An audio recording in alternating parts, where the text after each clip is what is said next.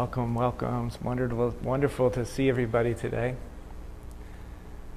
So there's a wonderful story about Rabbi Levi Yitzchak of Berditchev, who was a Hasidic Rebbe of the third generation. And the story goes that he was traveling and he came to a town to stay for Shabbat, and he goes to a very well-known, wealthy person's home and knocks on the door and asks if he could have lodging for the Shabbat. And the man looks at him, sees that he looks kind of like a wayfarer, a vagrant, and Reb Levi Yitzchak doesn't say who he is, doesn't talk himself up, just says, I need a place to stay. And bless you. The man says, well, I'm not one to really take in wayfarers. Why don't you go stay at the inn? He says, well, I can't do that. I don't have the means to stay at the inn. He says, I promise I won't bother you at all. Let me just stay in a room for a couple nights. And the man says, look, if you can't stay at the inn, you should go around the corner. There's a school teacher who likes to take in wayfarers. He'll give you food, he'll give you drink, but don't bother me anymore. Please go away. Shuts the door on him. So Levi Yitzchak leaves, goes around the corner. He visits the school teacher. He's warmly welcomed. And on his way there, someone sees him in the street and recognizes, oh my God, that's Rabbi Levi Yitzchak. He's come to our town to visit. And starts to tell some other folks about it. The word starts getting around. Before you know it, there are throngs of people around the school teacher's house waiting to see Reb Levi Yitzchak, maybe get a bracha from him, a blessing, or ask him a question, something like that. And among them is the rich man who had turned him down. And so Levi Yitzchak comes out and he's kind of relating to the people, talking to them, giving blessings. The rich man kind of makes his way to the front and says, Rabbi, please, forgive me, I didn't realize who you were. He says, please, all of the great scholars, all the great rabbis who come through town, always stay with me. Will you please get your stuff, come on down the street and stay with me for Shabbat?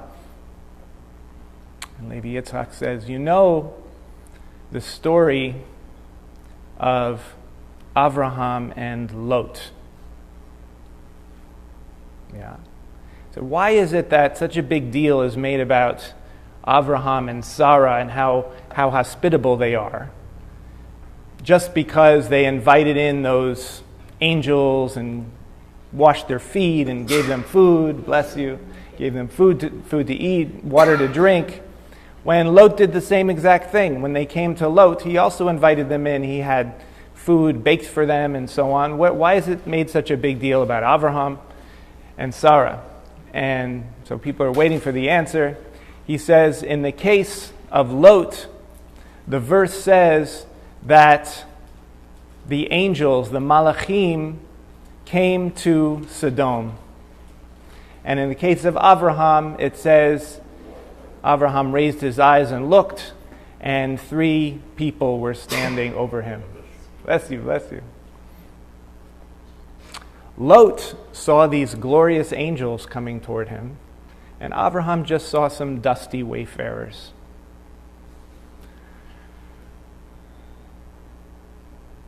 So, it's a wonderful story, not just because of the obvious meaning that it's about serving for its own sake. It's about having a heart that wants to give and love regardless of what you're going to get out of it, what kind of status you're going to get out of it. But also, on a deeper level, there's this tendency to not want to give generously of our presence to things that are unpleasant.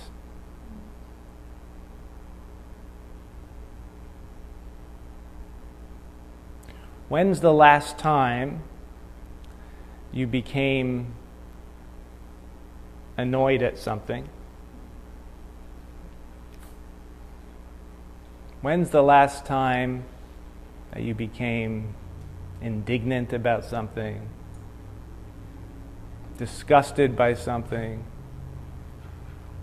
and there was an automatic reaction of the opposite of presence, the opposite of offering your heart generously to whatever reality is giving you, to whatever's coming up for you in the moment.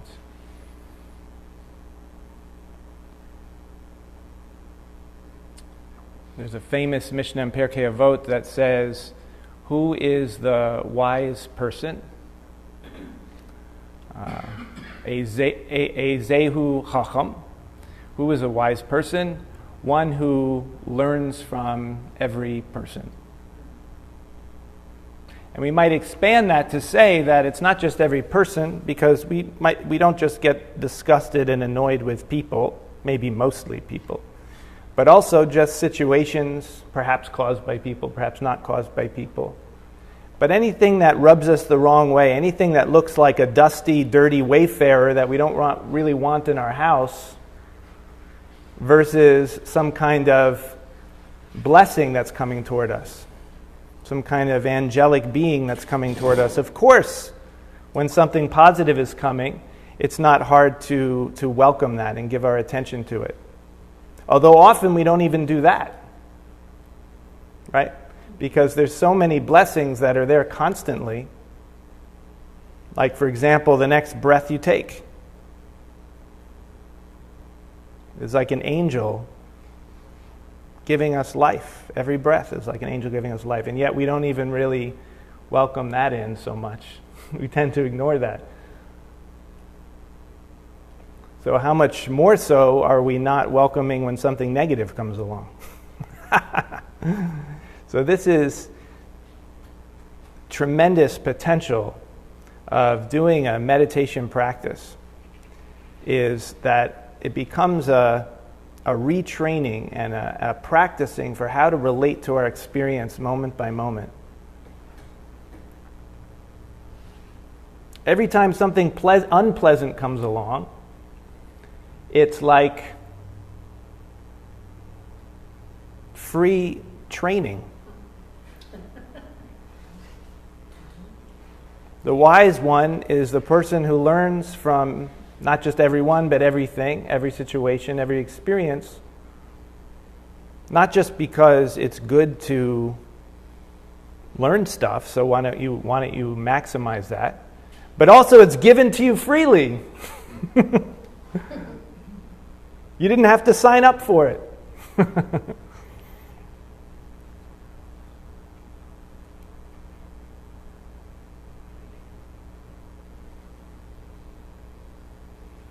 How transformed would your life be if you decided right now, from this moment on, I'm going to just give my attention fully, not just in a mental way, but in a heart way, to everything that comes my way, and whatever the experience is, whatever quality it has, I'm going to be so happy.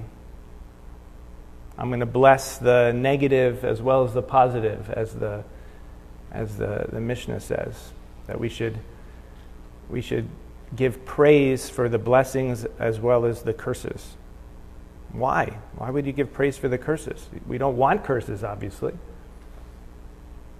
The only possible reason we could give praise for the curses is because it's helping us in some way. It's training us in some way of how to relate to our experience, of how to become independent, really independent, how to not be manipulated by our own emotions, our own thoughts, how to actually live in our divine freedom. Divine because it's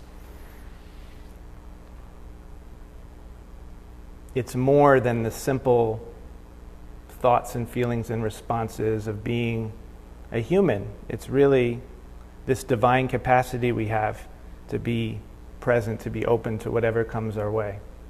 Because that's what our awareness is ultimately. It's this open space, it's this open field. And something happens, An emotion arises, and so we tend to shrink into our small self. We say, there's not enough food out here in the wilderness. Let's go back to Mitzrayim. And yet, if we practice and we remember to be instructed by every experience, then we can retrain ourselves to live in our divine freedom. And that's more pleasant for other people that are around us too. So, I wanted to work with the words today where it says, V'taher libenu, purify our hearts. V'taher libenu, purify our hearts. The amazing thing about this prayer is it's not just give me an experience, make my heart more pure because right now it's impure. It's actually a reminder to ourselves to allow whatever experience is coming to purify our hearts. Because when some kind of negativity, when some kind of resistance arises, that's how it gets purified, by our becoming aware of it, by our becoming present to it. And not trying to throw it away, because again, that's just another kind of resistance, another kind of rejection of what's actually going on, but rather to allow it to be, but not be seduced by it, not be caught by the illusion of it, but to say,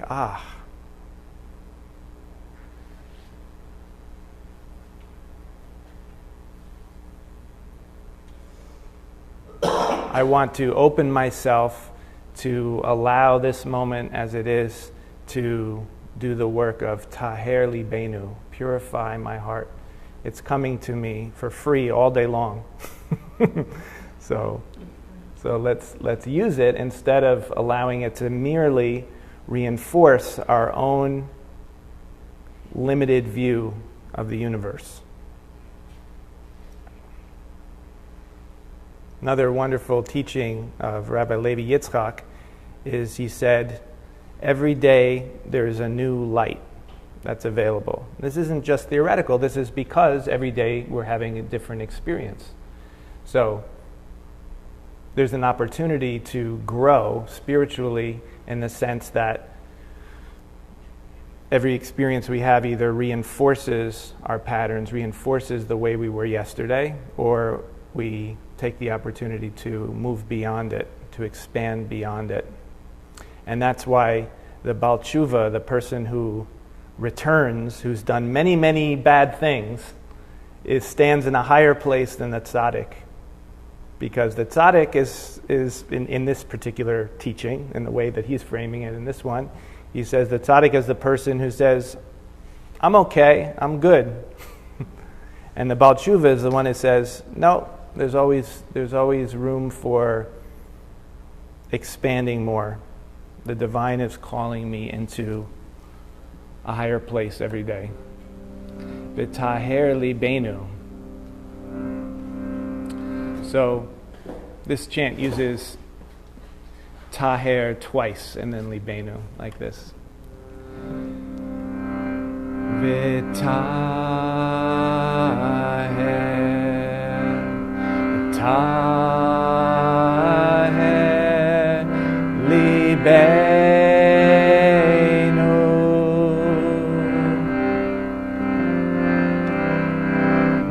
v'taher,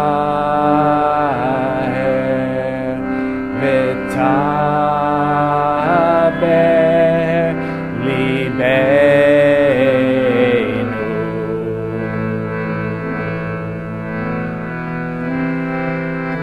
v'taher, v'taher libenu,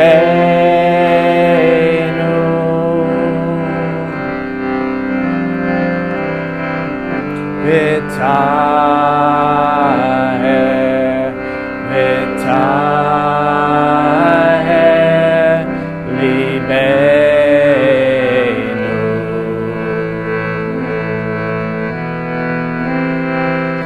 v'taher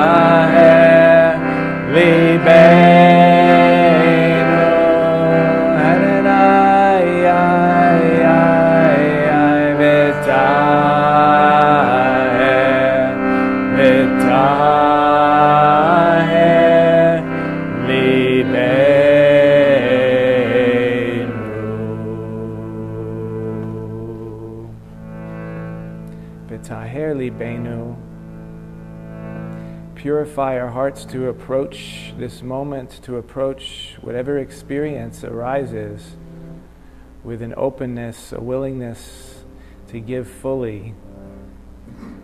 To give fully, first of all, of our attention, and second of all, whatever we do, that our actions themselves are offerings. And so bringing right hand to your heart,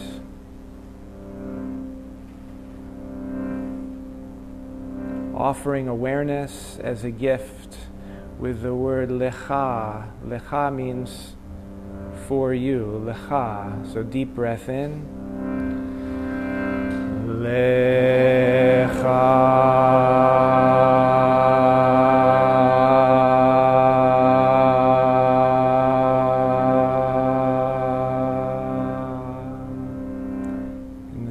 Of offering awareness, also bringing left hand to your belly, giving awareness to your body, down into your organs, and flowing down into your legs, feeling awareness down through your knees and calves, through your feet and toes.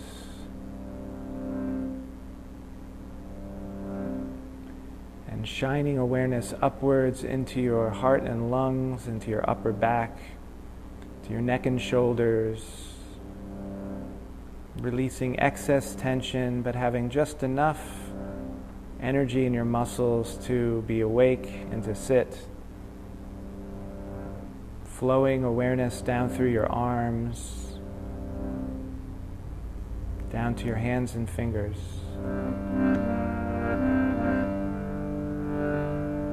Shining awareness up into your face, into your skull, your brain, facial muscles, bringing a little smile to your lips. generously filling your body with awareness so that your body becomes a temple of presence. And chanting Na'aseh, Na'aseh, we will be aware of our movements. Right now, just the movement of the flow of breathing. Resting awareness on the flow of the breath. Na'aseh, breathing in.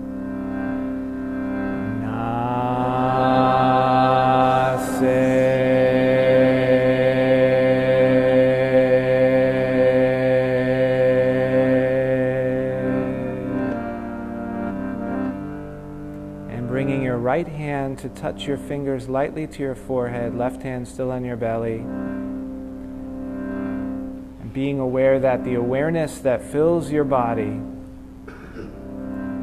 the awareness that rests on the flow of your breathing, is also beyond your body, aware of the space around you.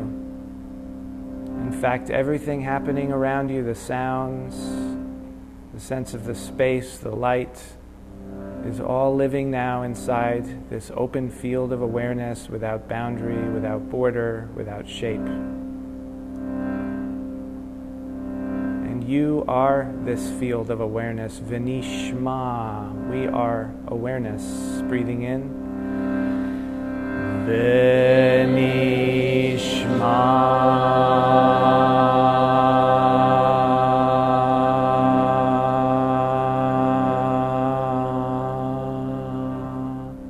And kissing your fingers, relaxing your hands, however is comfortable.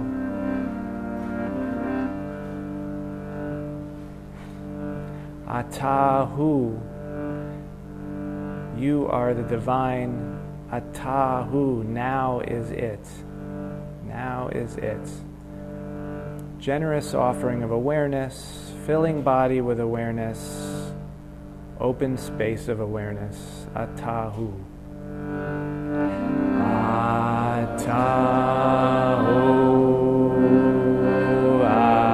Atahu. Atahu. Atahu, Atahu,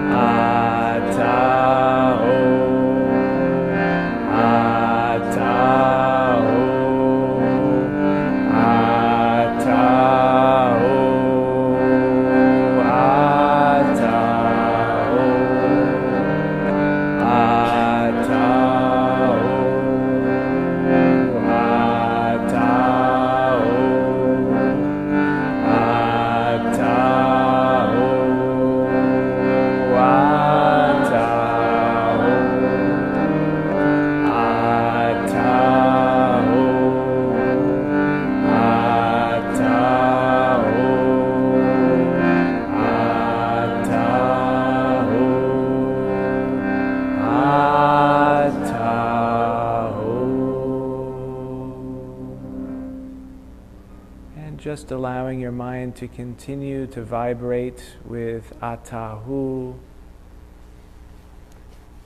When you become aware that thoughts are arising in your mind, you can use Atahu just to gently bring your mind back to a present moment openness rather than being absorbed by a stream of thought. And if you find you've been thinking for some time, then that's okay. Just when you notice it, you just bring yourself back.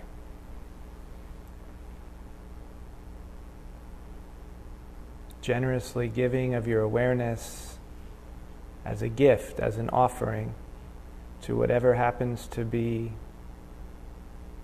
happening in your field of awareness, sense of your body, sense of your breathing, sense of the sounds. Gently harnessing your mind with atahu. If you feel at some point like you want to let go of the chant and just be sitting and breathing, that's good too, but know that you can always use the words atahu to bring your mind back if you start wandering off into thought. And we'll sit for about 18 minutes.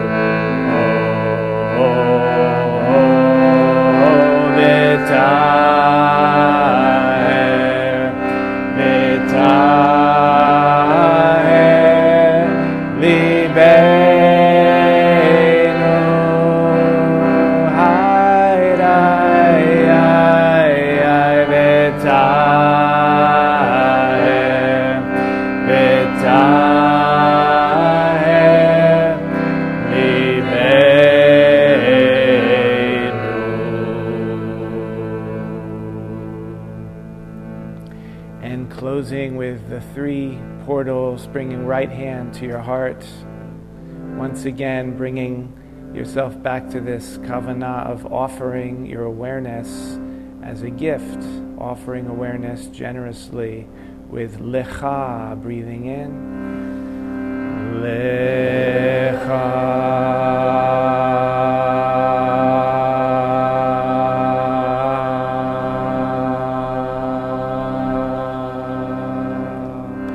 Bringing left hand to your belly, awareness shining down into your body and outward into all of your limbs, into your head and skull, flowing with your breathing. Na'aseh, breathing in. Na'aseh.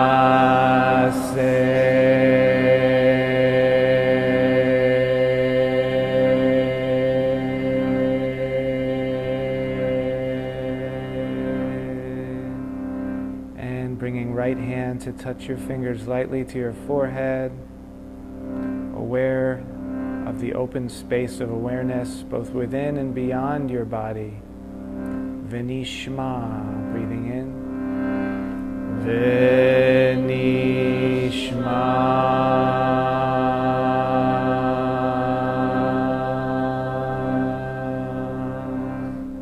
And kissing fingers, relaxing your hands, atahu. May the insights and the connections that were fostered today be with us for the whole week. May they be applied again and again so that this spaciousness and the peace and perhaps bliss that you felt today comes into all of your life, everything you're doing. Osei shalom b'mromav, hu ya'aseh shalom aleinu v'al kol Yisrael v'al kol yoshvei tevel v'yimru amen. Amen.